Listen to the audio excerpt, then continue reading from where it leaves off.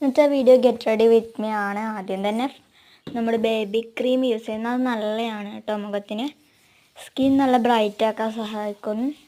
നല്ലോണം ഞാൻ തടി കൊടുക്കുന്നുണ്ട്.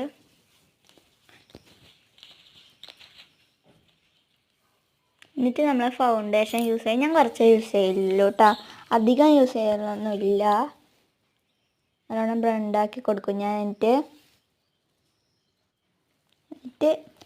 നമ്മുടെ